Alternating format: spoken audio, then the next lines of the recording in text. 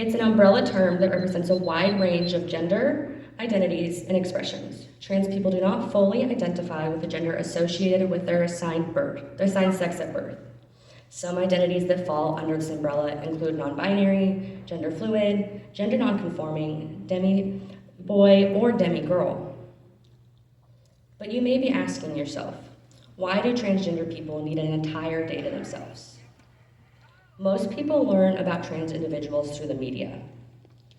This negatively impacts the trans community because the media overwhelmingly misrepresents, mischaracterizes, and stereotypes trans people, and has been doing so for years. It is going to take active education to undo the stigma and the harm to the trans community. In 2023, this legislative session, over 350 LGBTQ bills have been introduced. Which is why in 2010, Rachel Crandall of Transgender Michigan established Transgender Day of Visibility with the goal of celebrating the lives of transgender people, empowering them to live authentically, while still acknowledging that due to discrimination, not every trans person can or wants to be visible. One common misconception regarding trans people comes from a lack of understanding of the difference between sex and gender. They are not the same thing, and neither exists in a binary. Sex refers to the physiological characteristics associated with reproduction. These biological characteristics can include chromosomes, internal and external reproductive organs, and hormones. But these don't always align with one another or fit into just two categories. In fact, 1% to 2% of people, same as the amount of redheads in this world, are born intersex. That's meaning that they don't have XX or XY chromosomes. While gender is based on an individual's social and cultural influences, it refers to how we express ourselves in terms of masculinity and femininity.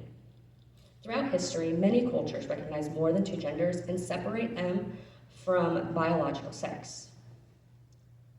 It is important to remember that your individual social and cultural beliefs are not to be used as a weapon to tell others what their gender identity should be. Each person does not have to present themselves a certain way to make you comfortable.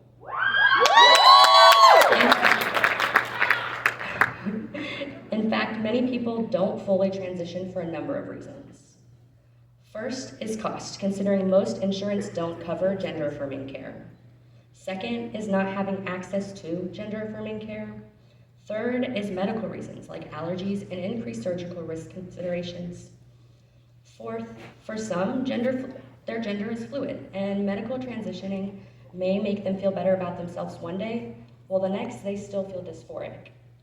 And lastly, some people simply don't want to. But regardless of if an individual chooses to transition or not, they are valid.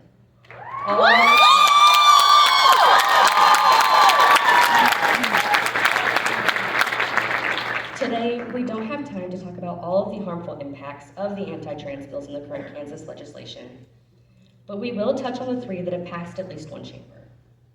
The first is House Bill 2263, formerly known as Senate Bill 233, that bans gender-affirming care for people under the age of 18.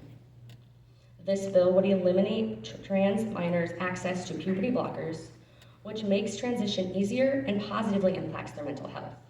Sadly, this bill has passed the Senate and is currently in the House. Second is the Senate Bill 180, which defines men and women by means of biological sex.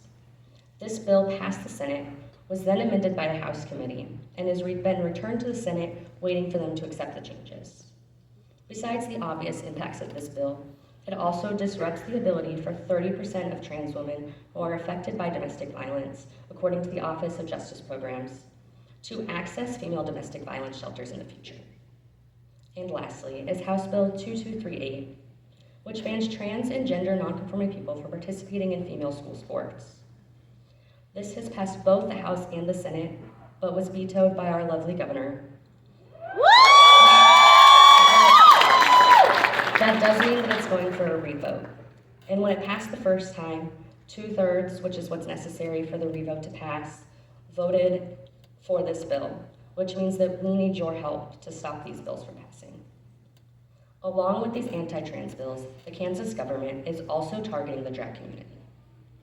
The first is Senate Bill 201, which prohibits the use of state monies for the production and performance of drag shows at which minors are the primary audience, as well as the second bill that is in the Senate, 149, that bans all drag performances for minors. Both bills are waiting on the Senate to take action. Due to the wording of these bills, if either of these are passed, it won't just affect these drag shows that are important for kids so that they learn that they are not confined to society's gender roles, but it means that any theater production in which somebody dresses up as the opposite sex in which they were born would no longer be allowed to be seen by minors, as well as any trans musician ever to perform at a concert again would now be criminalized.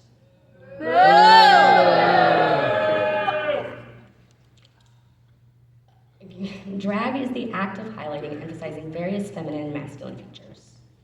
And it provides an avenue through which people can both subvert and celebrate gender expression. This is a quote from Yelena, a news reporter who covers women's issues and inequality.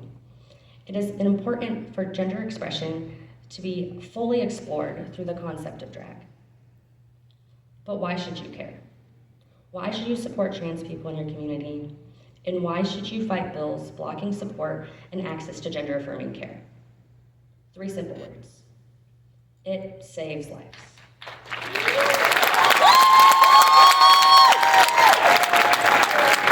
A study conducted by the Journal of Interpersonal Violence found that pre-transition, 40% of trans people have attempted suicide, while upwards of 67% have contemplated it. But with community and familiar support and access to gender-affirming care, that number drops to 3%. 3% of people post-transition that have support contemplate suicide. That begs the question of how can you make a difference? How can you be an active ally? Well, we love allies and those who support trans people while not identifying as part of the community. We need active allies now. An active ally is a person who is truly engaged and prepared to take meaningful action to ensure that their communities and workplaces are safe and inclusive for transgender people. We can do this in a few different ways. First, learn about and use inclusive language. One great example is instead of the old ladies and gentlemen, use gender-neutral terms like distinguished guests, fellow peers, or just go for the good old Midwestern y'all.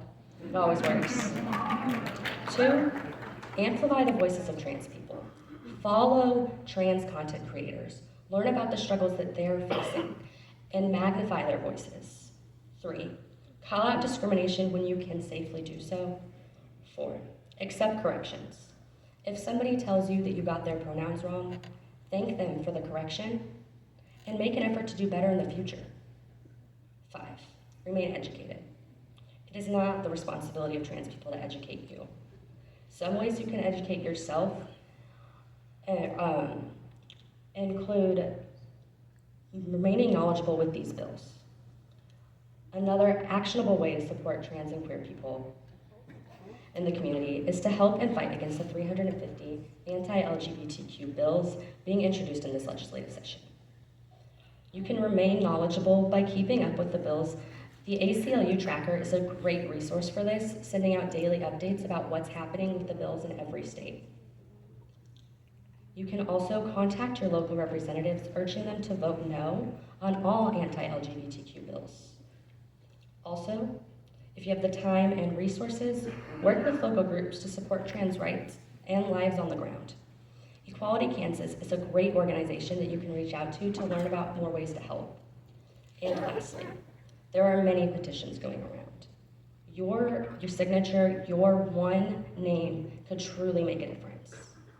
Thank you so much today for listening to my little speech. And if you have any more questions, want to talk about anything that you're experiencing, please feel free to send us a DM at WSU Spectrum or email us at spectrum@wichita.edu, and I'd love to talk with any of y'all.